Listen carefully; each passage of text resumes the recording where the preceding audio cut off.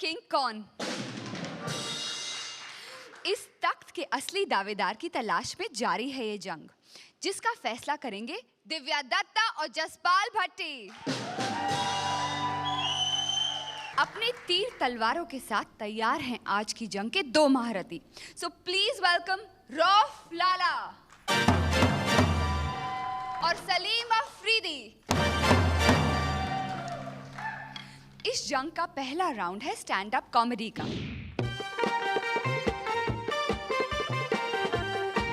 और सबसे पहले आपके सामने आ रहे हैं रौफ लाला।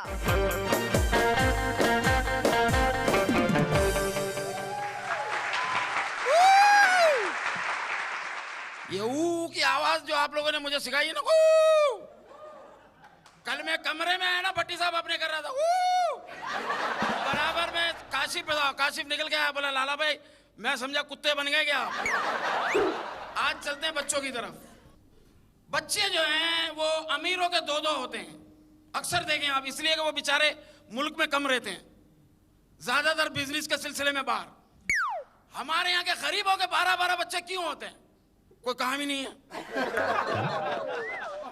अमीरों के बच्चों और गरीबों के बच्चों का स्टाइल ही अलग है। अमीर के जो बच्चे होंगे ना, 8 साल का बच्चा होगा, हंसेगा, मम्मी खुश होगी, ओ माय चाइल्ड, मेरा बेटा मेरा शाहरुख लगता है, शाहरुख कुछ। और गरीब का बच्चा गलती से हंसते बाप पहले ही शुरू हो जाएगा, क्यों हंस रहा है वो प्रेम चोपड़ा की औलाद, बजा अबे चुप हो जा, दांत निकाल रहा है, बड़ा हंस रहा है, तेरी माँ की बारात आ रही है। अमीर का बच्चा फरमाइश करेगा, मम्मी आई वांट लॉलीपॉप।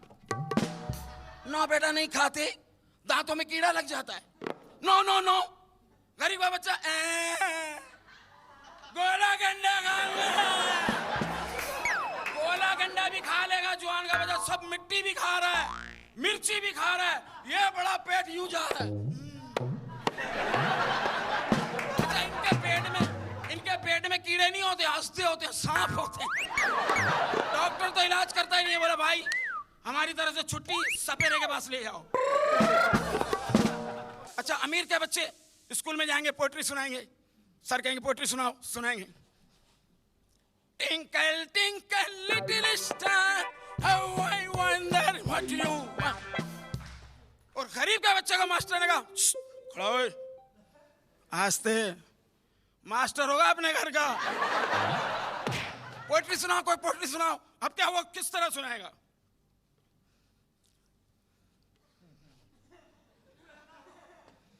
याद कर रहा हूं, बुलबुल का बच्चा, बुलबुल का बच्चा खाता था खिचड़ी, पीता था पानी, बुलबुल का बच्चा मेरे सिराने गाता था गाने, बुलबुल का बच्चा। एक दिन था बैठा उदास बैठा, बुलबुल का बच्चा मैंने उड़ाया वापस ना आया, कुत्ते का बच्चा।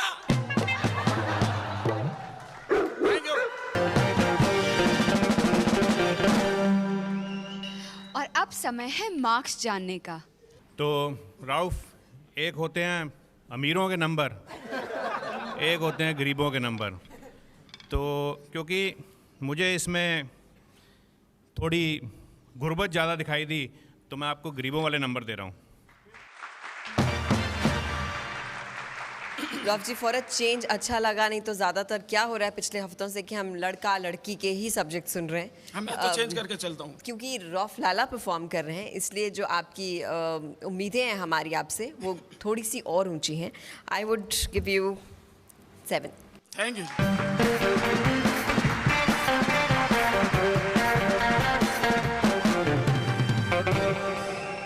हमारे दूसरे महारथी हैं सलीम अफरीदी।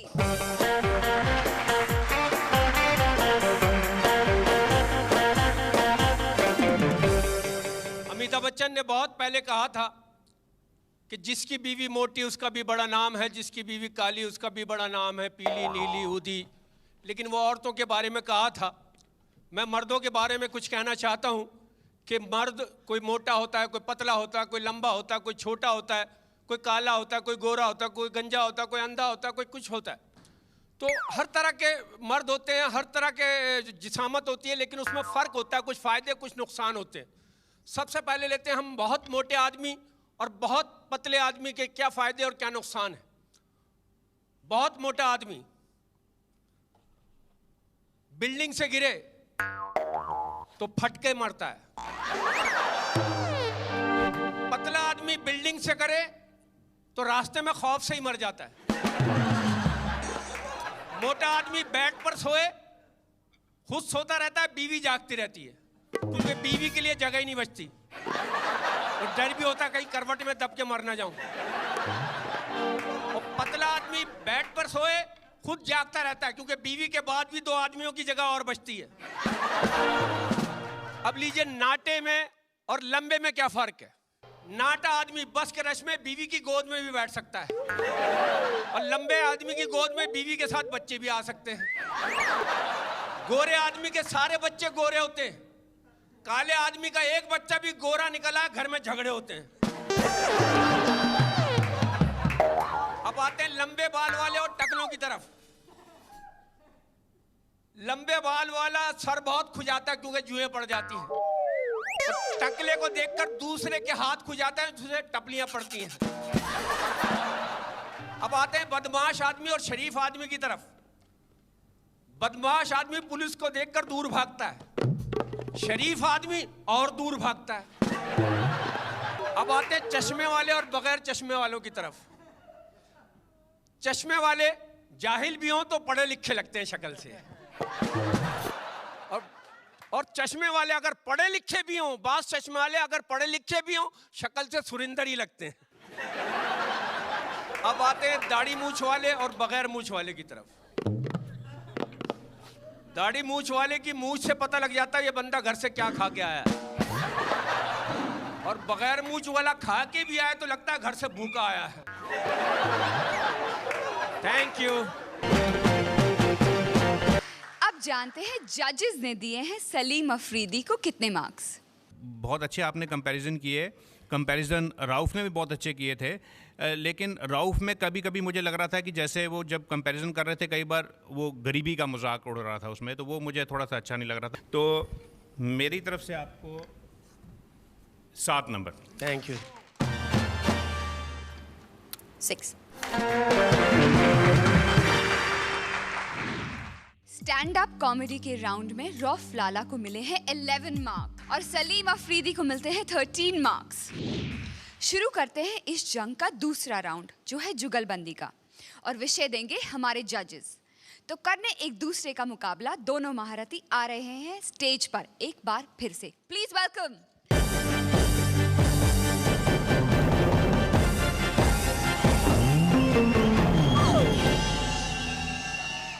रिश्ते में तो हम आपके जज लगते हैं, लेकिन हैं हम भी छोटे मोटे आर्टिस्ट, और कभी कभी क्या होता है कि आर्टिस्टों के नंबर काटते हुए हमें दुख भी लगता है, लेकिन क्या करें, अब रिश्ता ही ऐसा है।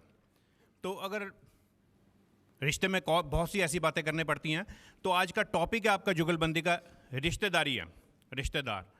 तो राहुल जी आपसे शुरू करते हैं, आपका वक्त शुरू होता है अब। रिश्तेदारी है ना, बहुत बड़ी जिम्मेदारी है एक किस्म की। अल्लाह माफ करे, बड़े अजीब अजीब रिश्तेदार होते हैं। मेरे रिश्तेदार में मैयत हो गई, मैं मैयत में चला गया, उसका बाप की मैयत पड़ी हुई थी, वो खड़ा होकर कहने लगा मेरे बाप पे जो पैसे मांगता हाथ खड़ा कर ले, जो पैसे मांगता हाथ खड़ा कर ले, मैं उसे दूंगा। सबने हाथ खड़े कर लिए, मैंने भी अपने 2 हाथ खड़े कर लिए। वो पता क्या करें, अगर ये खड़े होके बोल दें तो मैं दे देता हूँ पैसे सबको।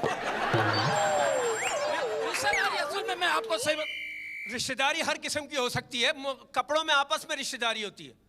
धोती ने कहा पजामे से, हम दोनों बने एक ही धागे से, फर्क सिर्फ इतना है हम दोनों में, मैं पीछे से खुलूं तू आगे से।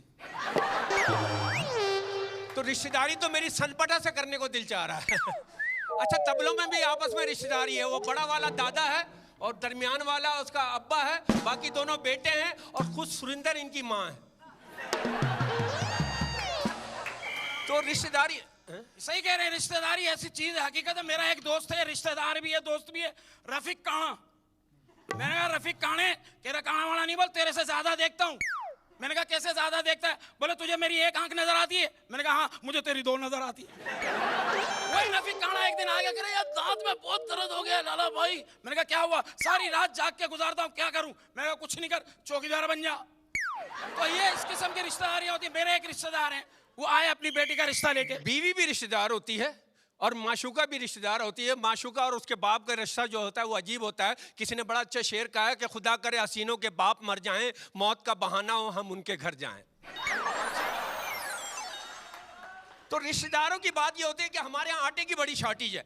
इस आटे की शॉर्टेज से आशिकों को बड़ा फायदा हुआ, क्योंकि आटे की लाइन में लोग, हजारों लोग खड़े होते हैं, एक मील लंबी लाइन। अब माशूक से मिलने घर चले जाते हैं आशिक, क्योंकि सारे रिश्तेदार तो आटे की लाइन में लगे हुए।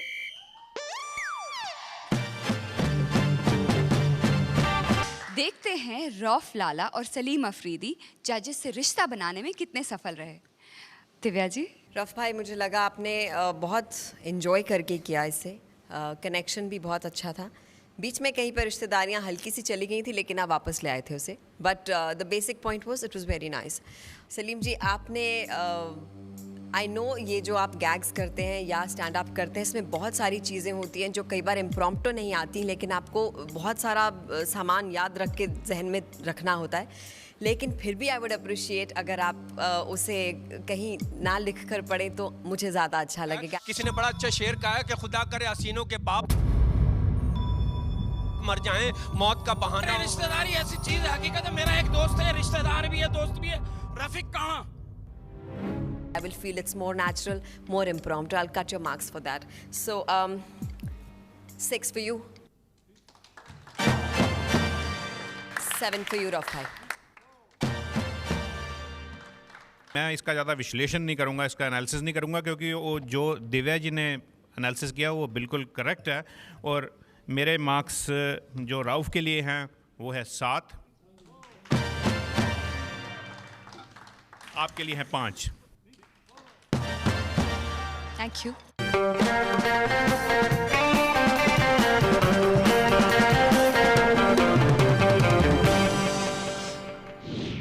जुगलबंदी राउंड में रौफ लाला को मिले हैं 14 मार्क्स और सलीम अफरीदी को मिलते हैं 11 मार्क्स। और अब आपके सामने आ रहा है इस जंग का तीसरा राउंड, जिसमें दोनों महारथियों को परफॉर्म करना होगा एक गैग।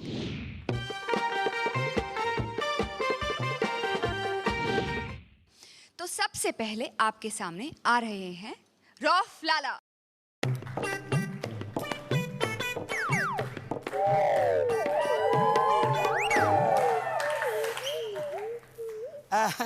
बेगम, आप क्या लेंगी?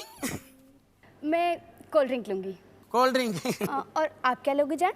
मैं तो जान ही लूंगा। नहीं, वेटर से बिल ले लूंगा। अच्छा, एक बात बताओ। जी जानू। तुम हमेशा इतनी जली कटी बातें क्यों करते हो? नहीं।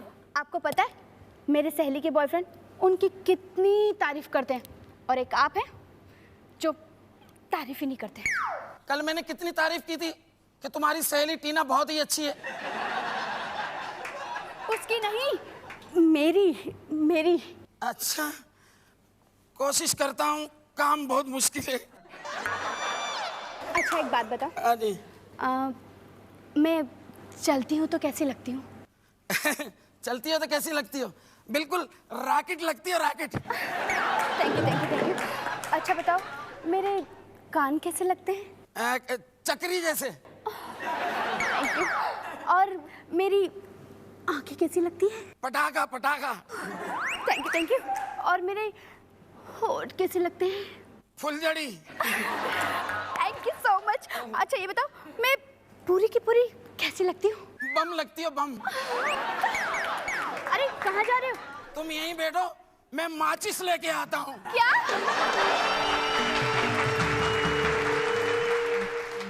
और आज की जंग के दूसरे महारथी हैं सलीम अफरीदी।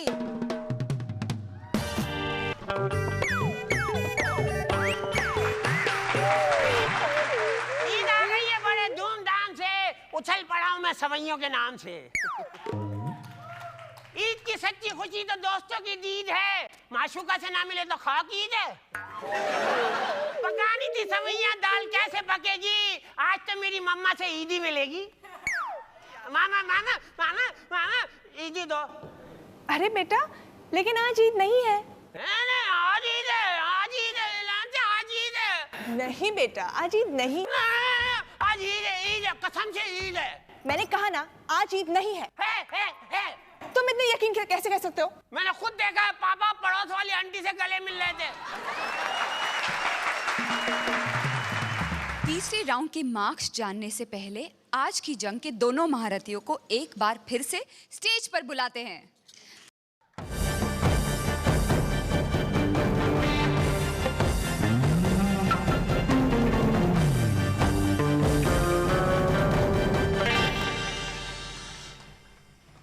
और अब जानते हैं जजेस ने दोनों को तीसरे राउंड में दिए हैं कितने मार्क्स। दिव्या जी। रौफ भाई 9। थैंक यू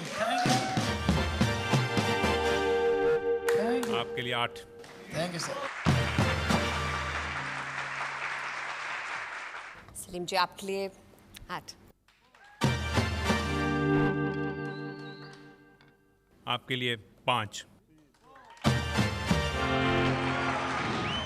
गैग्स के राउंड में रौफ लाला को मिले हैं 17 मार्क्स और सलीम अफरीदी को मिलते हैं 13 मार्क्स। और अब बढ़ते हैं टोटल मार्क्स की ओर।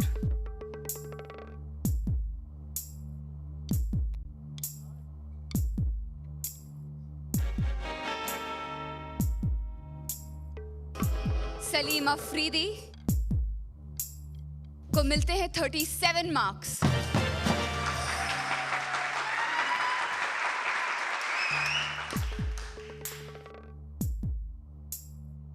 और 42 मार्क्स के साथ रौफ लाला है सुरक्षित।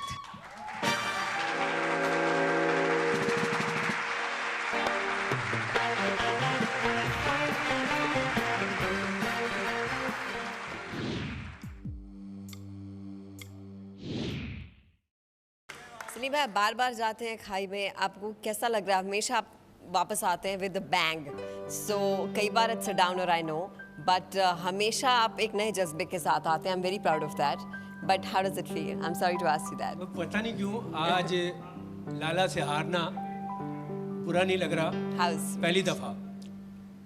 और चूँकि लाला से कई दफ़ा जीत भी चुका हूँ थिएटर में, तो इसलिए लाला और यहाँ का और एक किंग की पोजीशन है, और किंग से हारता है कोई तो शहजादा ही हारता है। क्या बात।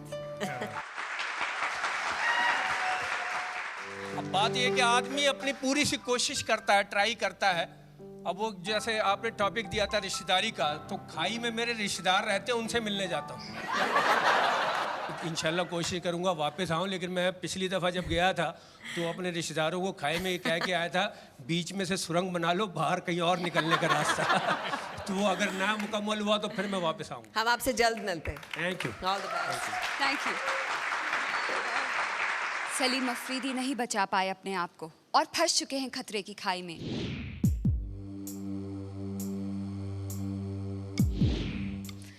लेकिन क्या ये यहाँ से बाहर निकल पाएंगे? जानने के लिए देखते रहिए कॉमेडी का किंग कौन, सोमवार से गुरुवार रात 8:30 बजे सिर्फ सब पर।